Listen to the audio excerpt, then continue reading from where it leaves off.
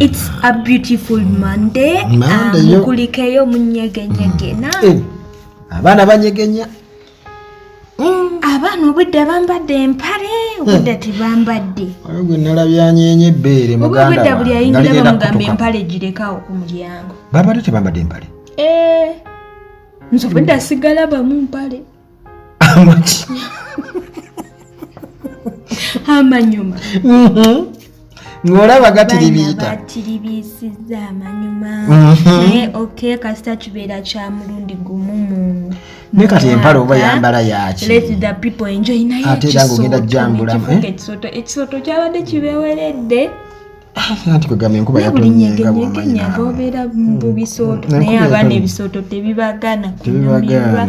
They enjoyed bambi. Atonjagaza okugenda kusimanya we. Lord, it ended yesterday. Bana chubeera waffe. Twali sagamba omuntu kumanga 17. Okay. Kakati Rebecca Kadaga wamulabye. Nga atema dance. Naye kati takyatema dance nga luli. Kati yakadde. Naye ebintu ebyo yakyabiwagira. Okay, kakati ku nsonga za nyegenyege, Pastor Serada is not happy. Yeah, Pastor Serada is not happy about the nyegenyege, though he's happy that compared to the last years of nyegenyege, this year the people weren't many. Abantu babadde bangi naye si nnyo okusinziira ku nyegenyege eziwedde. Kitegedde? Ng'ogambe. Anti kugamba nira byenzijukidde bingi. Era musanyufu okubanga abantu tebabadde bangi nga leero okubagamba ebyo byanyegenyege, bintu bya myenge, bintu bya mpisa mbi, sexual bikoze bitya. Kwegamba ye kale kuyenga ye ebintu bino ebyanyegenyege tabi supporting. Era ye binyegenyege okubanga abantu tebabadde bangi nnyo yalabenga victory for morality in Uganda. Ja.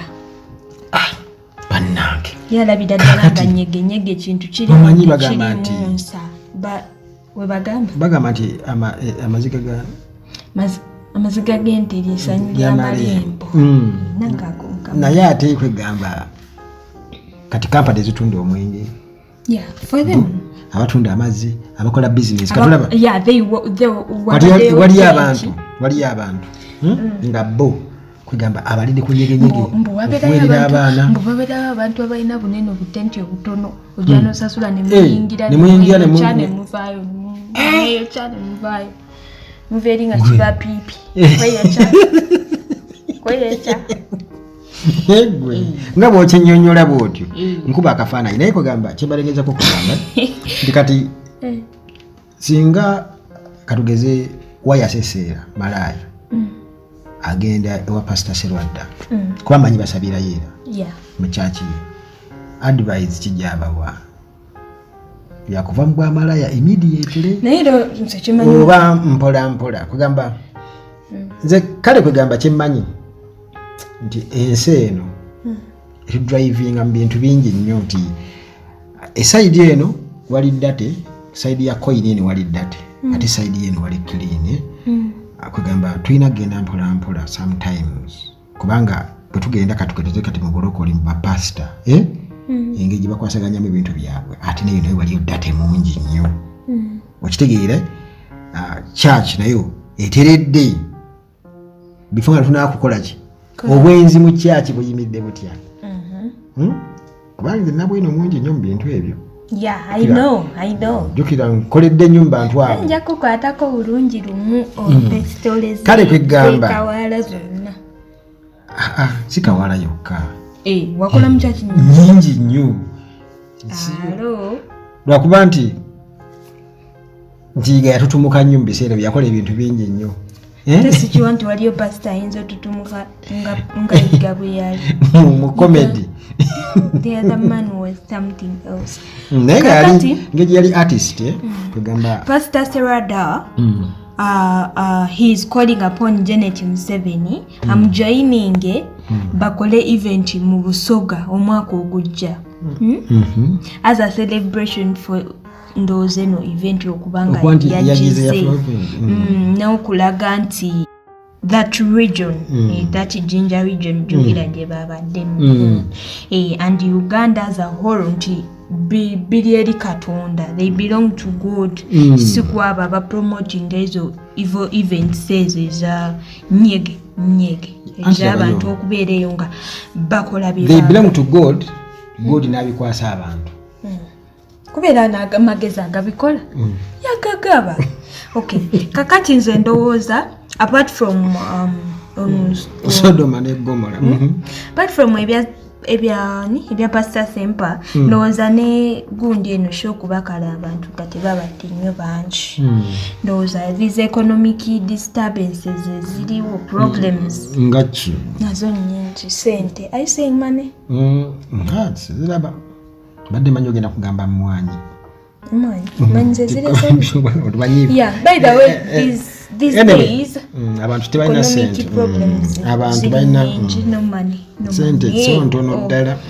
Okay, nange kasita yawedde abakoze kati pastor we sente aziraba Pastor Indiga Zisola. Indiga Zisola. Okay. Tugende bundala. Uganda Cranes bagenze Congo.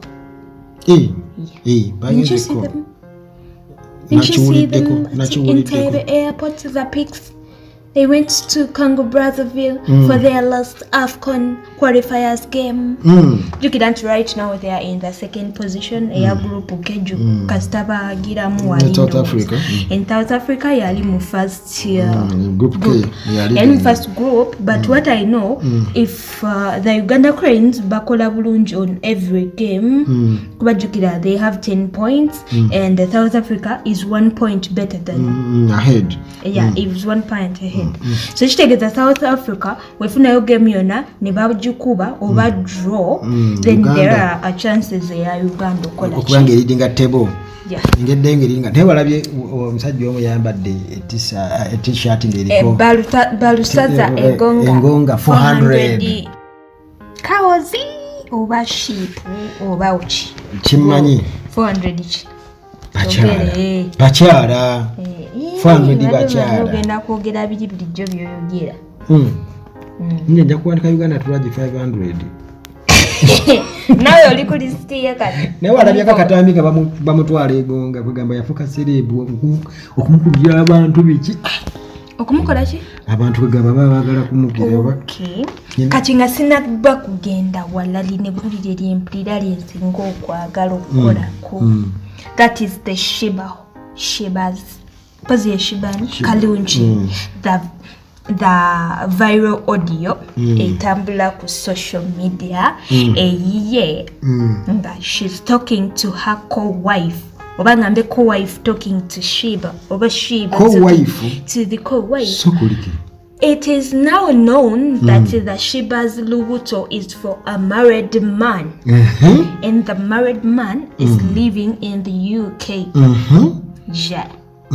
Ilaka audio kadia one people like Shiba inenge jayogera mwemanyira what and so kuliki ibuta mugamba ki ine ko wife ngagamba ki ata gamba chayogera kubya musajja we. And Shiba was like, so by the way, I've known that man for a very long time, and I even didn't know about you and the kids, but there is a point when he showed me kaseda kam there's an amlaga family, this is my wife, these are my kids. Oh, they were so nice, you were looking so mwah. Ngaba mugamba bwatu. She said okay nagamba like omusajja mbamulaga nalabanga balungi shenyinzo gamba balungi ngwatenze Shiba wait nsumuliro sona oyagala ebiyise byoyagala webogera genda maaso and Shiba nagamba nenda banga muri balungi ne nkolachi ndoza Shiba baye yasabira omusajja nasemererwa nagana injagala onzali nagamba munga nange I wanna be part of it nenda banga omwana wange yandivudde mu lulyo olwo. Okay, that was good. That means it is Shiba maybe who said nti jangu but I guess onoko wife taina nsonga yonna emukola ki emujjayo asirike kozi nze kyemanyi Shiba si ye muntu ayinza okwesiba ku musajja asobola omanaging everything kakati that is nze kyendowooza tomanya nti Shiba naye ayinza otuuka ekiseera ng'ayagala omusajja nga muli kati ko wife yetavaayo kutwogera atubuulire yaani family eveeyo tugitegeere. I'm gonna be bringing this amawulire gano nabadde nnanagaleeta nkya yesterday but I was caught up kati sokolete nabadde nnanagaleeta nkya nga gakyaliko n'akookya gwe kakati ne Shiba tasobola ko wife kubanga oli waba ali wife ye muntu nga bali officially married ono ali side chick bendowooza side chick ati talina side chick ye just yayagala kuzaala dooza kaana kalungi aza namuganda njaga kumuzaala mbozazi kiggwe kati ate ababadde batugamba ti Shiba omusajja tamutulaganga bibadde bijja kuvaayo kyaga ndowooza kyava abadde asirise ndowooza nerudda tayagala kulumya mukazi ndowooza ate oba omukazi agala okuweesa yagala kuzaala mwana we ayinza okuganza nzaalamu omwana wange omwana si wo by the way kiyetwalira omwana we kyebolaba yagamba bwatyo kakati omusajja ndowoozaaddeyo n'agamba nti olina kati aperereza oli amugamba naawe oli kati mugandawo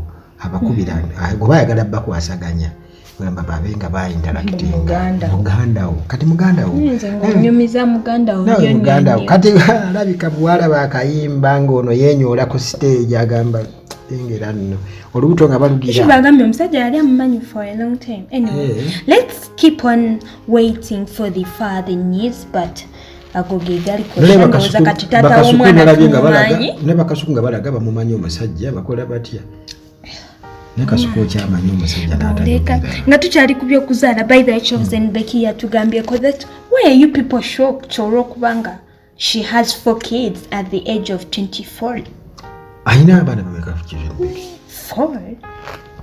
24 years 4 yeah she has 4 kids 24 years kozi yagenda okujja ewono ngondi ani selected nga inari simanyi omwana Rim yawona ono yali omulwadde oyo yali omulwadde yawona namuzaako Heather namuzaako bakitani waliwo ekiddako then ne kabebi yakamuzaalamu abaana basatu ndowooza singa ono tata Rim yasooka singa yali serious singa kati abaana balina bakitegeeza Becky womukwata obulungi n'omunyweza bwoti bambi mukazi wattu akuwa abaana that is nga nawe akyayongerako obuyina excuse me yagambye ye agenda kale kukakkanako mu mutima ng'awezezza abaana 6 ate ng'asobola n'okwongerako ne bawereko kakati ffe tukoze ayagala kakkaneko kirakati n'omuzannyo era amiiru amashula emona dokuba nziba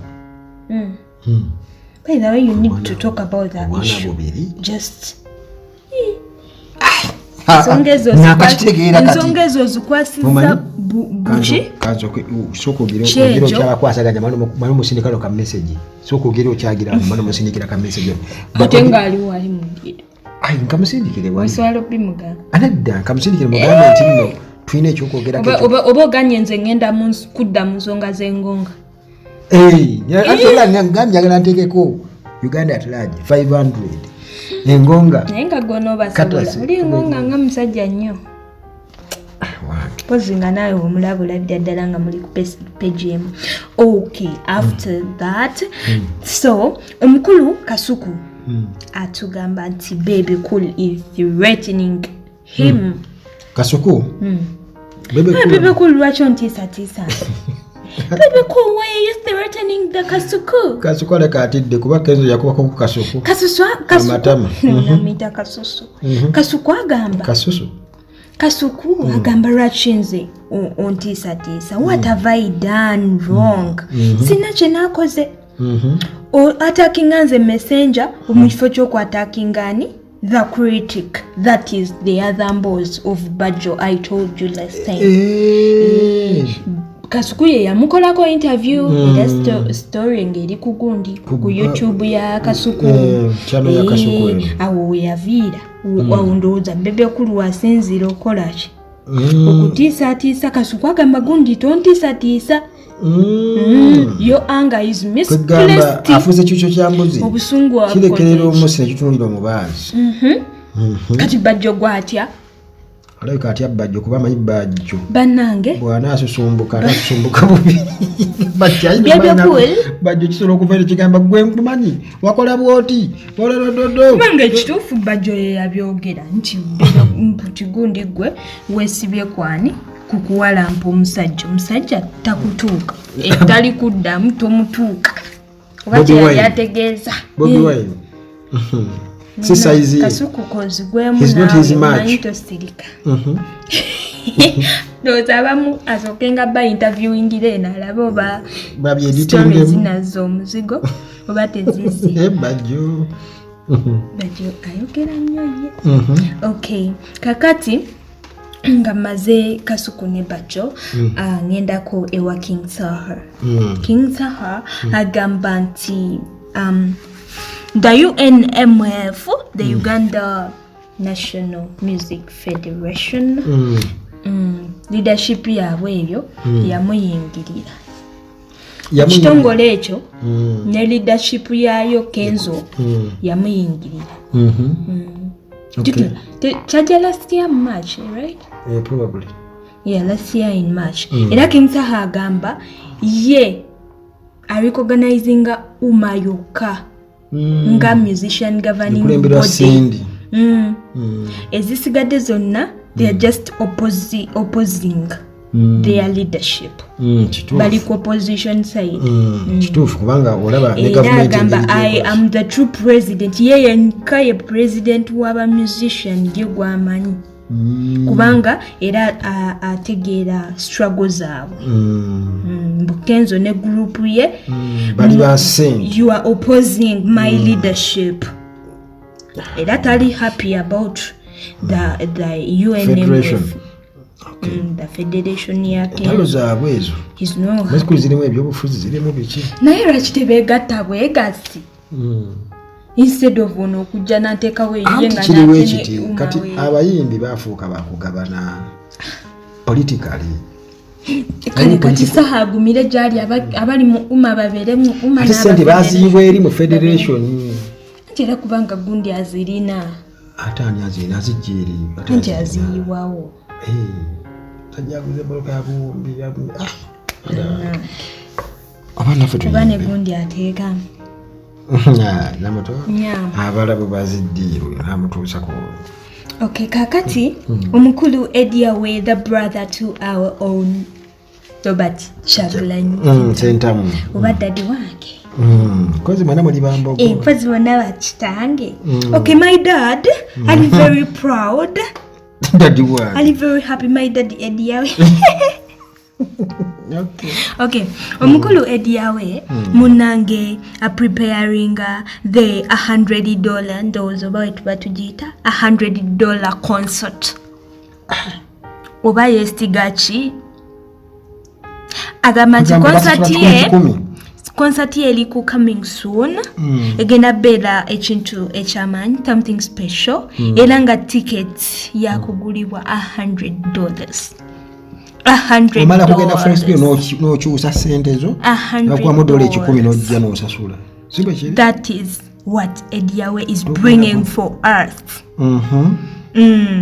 egenda kubeerawa era n'agamba tali ready kati ku sharing the date na venue but sikula bateekayo eddogo omanyi muloga ekivulu kya gundi kya kamiliyoni twas gravity kamiliyoni yesi enkuba gwe yakuba gwali muyaga yali nkuba mwaloga kamiliyoni bagamba nti nno ono gayi ani gwe yagira mbu simanya gwe yasadda kamiliyoni simanya mbu yewuwe kalamaji brother we kalamaji mbu yaleeta ebizibu mbu omuzimu gwe gwajja ne gutabuka yaddamu nagikola it was anti nga bamaze omuzimu mbu gukakkanya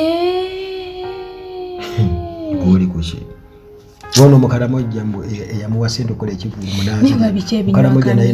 mukalamojja n'agenda n'ayita eddugwe n'asitula omuzimu byanywa byebimunywa okay omukulu Ediawe agamba ye akkiririza mu bafans be era nga they have always been there for him era nga amanyi they will make this event amazing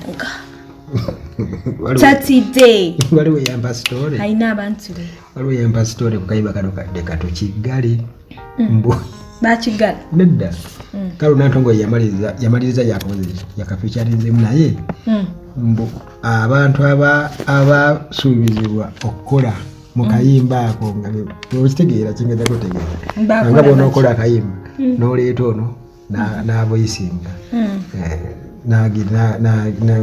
n'omulala najja n'avoisinga something n'omwana ajja olimba ediyawe ediyawe kati ate ngambye ekyo kikwera embugo nga tetukola bintu ebyo tugenda ku mboozi endala gwe sagala kuleeta gwe tulaba ng'omukulu Bobi Wine he's very settled anti Bobi Wine wali omuwuliddeko Bobi Wine mujje mu bino ebintu wulira kuba kakati Bobi Wine si Wambogo nze nkugambye Bambogo kati mujje mu kiri ekyokuba president wa Nuupu ngenda kubanoonyerezaako ife walaibo ate ab'Embogo balina true love kati bakishanzikani yanova shanzikani ewa Mick Wine ayinza obbabamu anti wait Mick Wine yo w'Embogo okay anti era to giving our true love netugwerera nga batudisappoint nze kitegeeza ffe tuba tulavi nze kyenkugamba walingambye nti Mick Wine yeyanova but it is the other one yeyanova nze nyizu byamwaga bwe yanova tebamuwasa kati bamuwasizza musajja makitegeeza anti kitegeeza ono yo omukyala yatayagala bambi musajja wattu naye omusajja yali ekyo kyekugamba omukazi ow'Embogo ng'oba oŋŋamba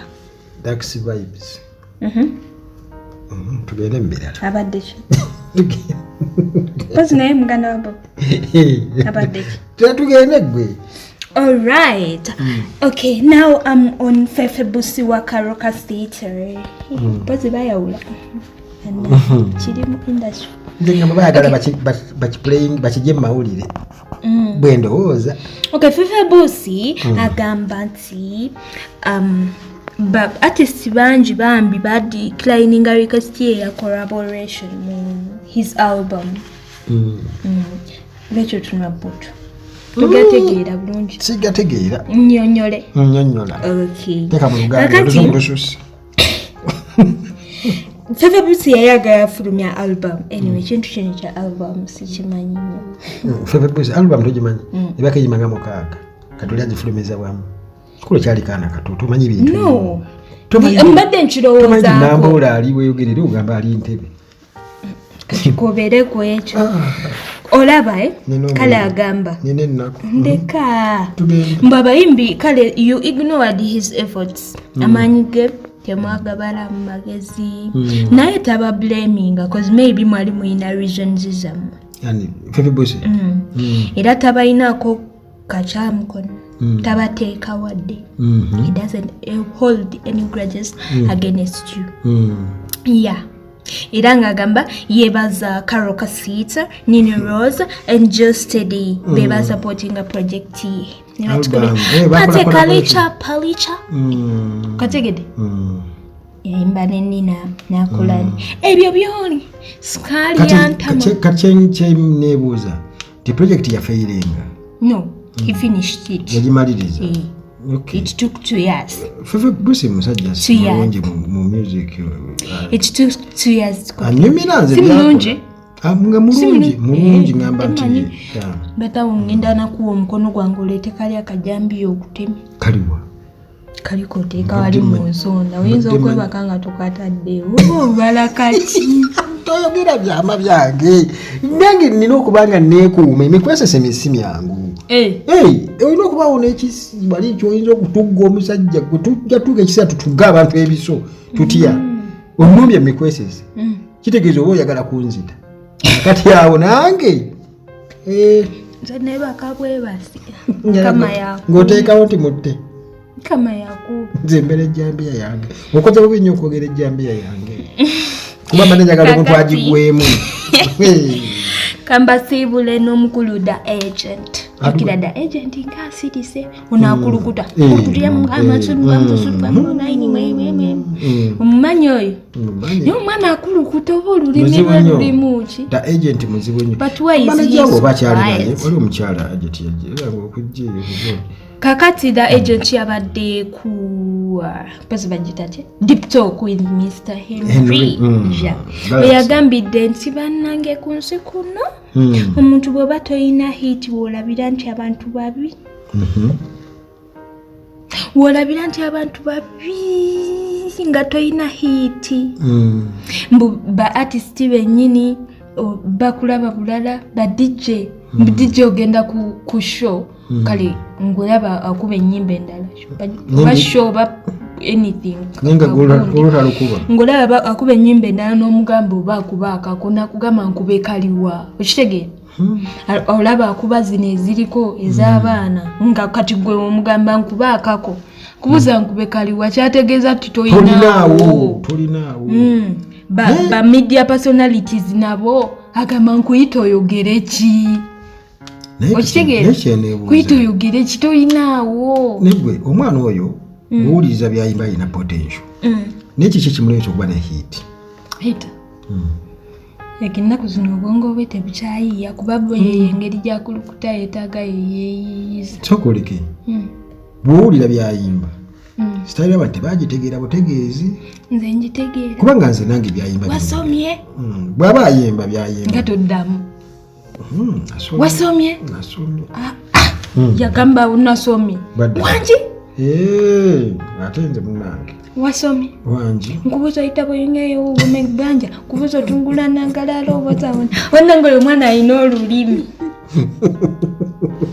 naye bambi talina hiti ndowooza kati ebyo byonna kirabika bya experiences nagamba okay yes yakkiriza nti music we mukale mu bbaala ayinza obba nga takuba naye yaba mumanyi baba bamumanyira alina wakubira agamba alina wakubira mu music so tayinza kuddawo mbw anooma music we mu bbaala taliimu biki lwakitakyusaamuuko naye ngamba nga fefe busi wali rap naye we yakuba love you ng'oluwuliraye nze kyendowooza nti asobola okukikola n'atuuka butuusi paati n'aleeta eyo gundi ey'okwogera very fast kati wano makati mu parts ezimu n'asooka n'akola oba oliawo ebintu ebiri ku bantu bye bategeera amangu kati ne tuba nga tumumanyi nti kiri paati n'alema kubanga akuba throughout bwatu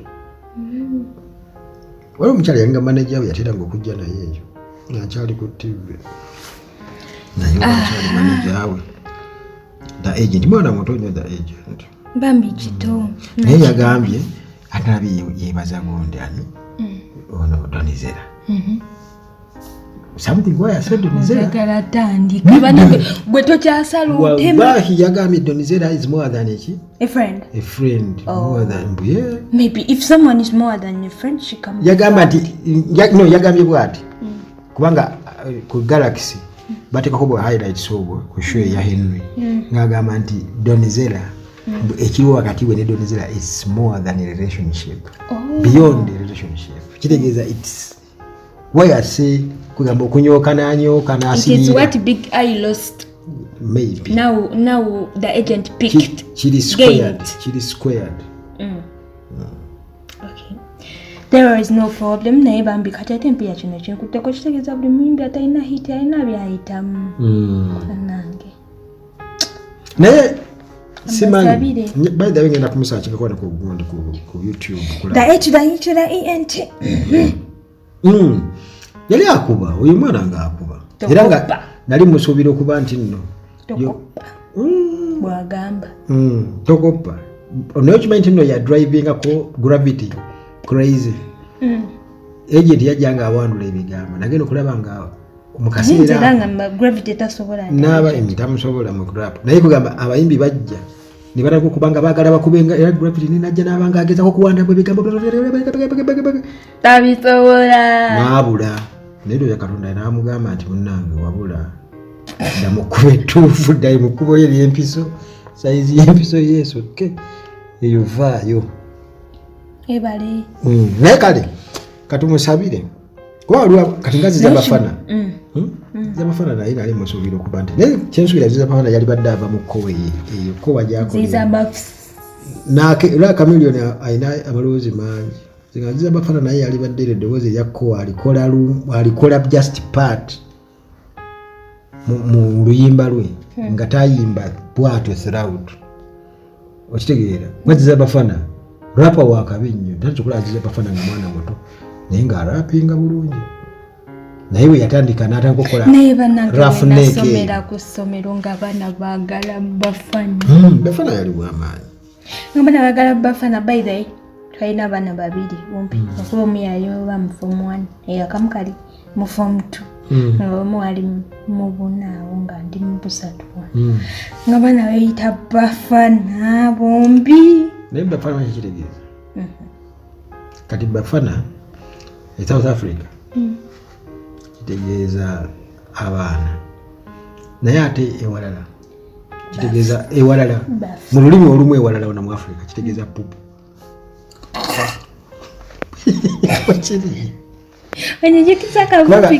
tiimu ya South Africa eno yazze wano Uganda bagiyita bafana ekitegeeza abaana naye kati ate ewalala oba Congo wano mbadde manyi ogenda kungamba fabana wano kufabana kitegeeza kufabana kitegeeza kufabakula bayigwe naawe kufabakula kale ufabana ebyokulya mmere yagimpa nenjifabana ogifabakula